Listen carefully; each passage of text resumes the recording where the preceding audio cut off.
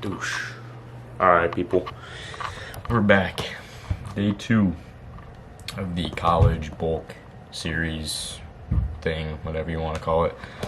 But yeah, today's chest day, chesticles, maybe a little bit of shoulders too. But yeah, mainly chest. Probably do. I usually do like five movements on my chest days, 2 flies, 3 presses.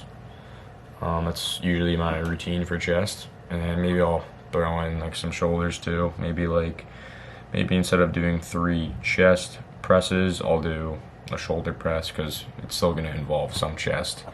Maybe I'll do a shoulder press and some lateral raises too. But yeah, that's pretty much it. I don't want to bore you guys, and I'll see you guys at the gym.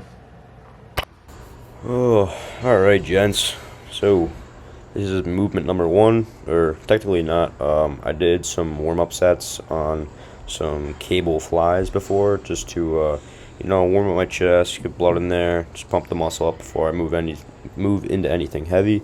I just did like 1 working set, but nothing crazy, not to like failure or nothing, but yeah, so here I'm doing incline dumbbell. I've been doing these a lot lately. Either I start my chest days either with incline dumbbell or incline barbell. I just like those movements, but yeah. Here I've been trying to progressively overload pretty good. I got the same amount of reps in this workout that I did the last workout with this weight, which is, alright. Obviously you want to get more, as you progress, but it's also not the end of the world. Just, it's better to get a good pump and a good workout than to force numbers that you don't really, need to. Alright, here we got a little back offset with the 60s. Yeah, just notice the form. I mean, I'm trying to keep it pretty strict. Slow, eccentric on the way down, slight pause at the bottom, and then hard, just push through and squeeze to the top. But yeah, the way that I'm looking at training right now is just, I'm starting, obviously I could throw up bigger numbers in the 60s, but would I be using good form? No. Would I be controlling the weight as much as if I were to do lighter weight? No.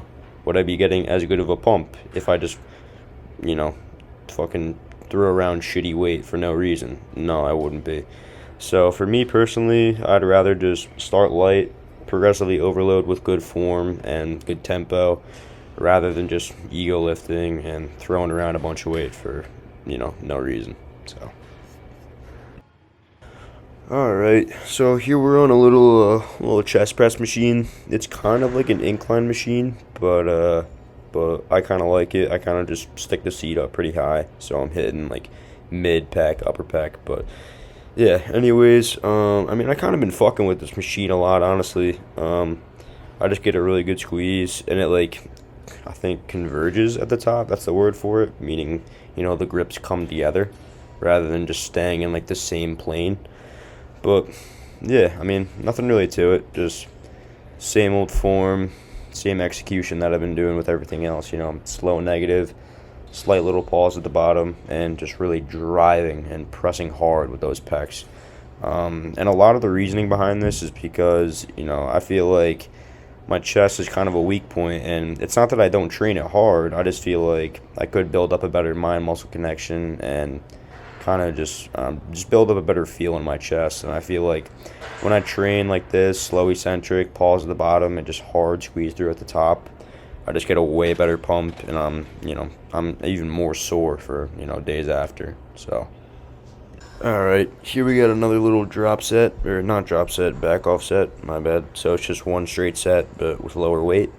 I think the prior set I did like 130 for about like 12 reps, and I think I dropped it to either 110 or 100, and I probably got the same amount of reps, or maybe a little bit more. But yeah, what else? Like I was saying before, not that my chest is a big weak point, but I kind of feel like it's underdeveloped compared to like my shoulders and my arms, and I would just like to have a bigger chest. And it's kind of weird because when I was younger, when I first started lifting, I kind of had a dominant chest. I don't know why, just, the way I was built. I kind of had a dominant chest, so I really didn't approach chest training like I did everywhere else. I was like, oh, my chest is already big. I don't really need to train that smart. I could kind of just fool around or whatever. But, with that, I feel like everything kind of grew in proportion except for my chest. So I now have to start applying, more smarter training techniques and cues in my chest training. But I feel like so far, these this past 2 months and pretty much the entirety of my prep, I've learned how to train my chest a lot better and, just bring it up overall. But yeah, here we're doing a little chest fly, little pec deck machine here. It's not the best machine, not gonna lie. It's kind of shitty, but I just hopped on here anyway. Yeah, my chest was already pretty damn fatigued from all those presses. So yeah, we went decently light, but obviously still trained hard here.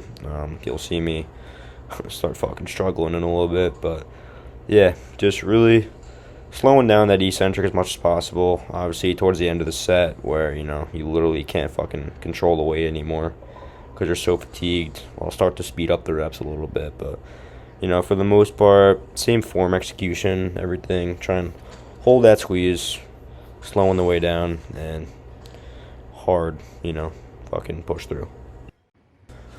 Alright, guys. This is the last fucking. As you guys can see, the pump is pretty gnarly. Obviously, I'm not as lean as I was before, during prep and everything, so can't really see the pump as good. But fucking A, I could feel it.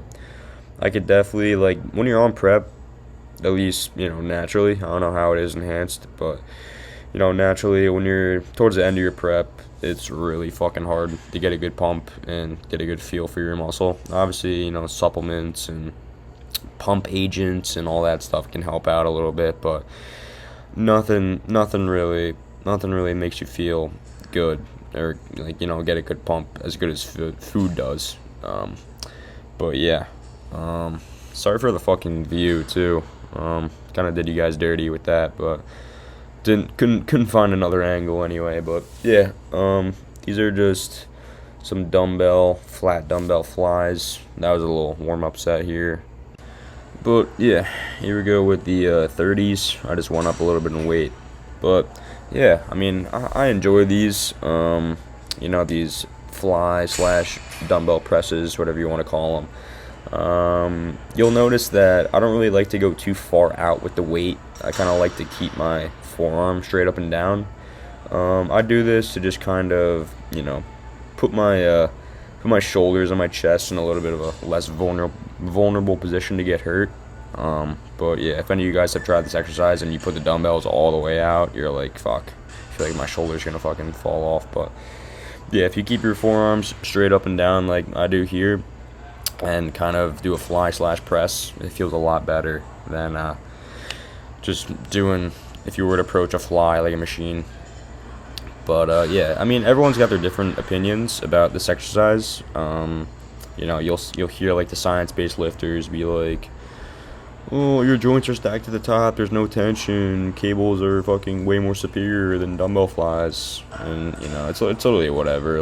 I like to incorporate pretty much all methods of training in my in my training style. I like to go heavy, I like to go light, I like to go old school movements, I like to incorporate quote unquote science-based lifting. But yeah, that's it for the chest workout, guys. Hope you enjoyed.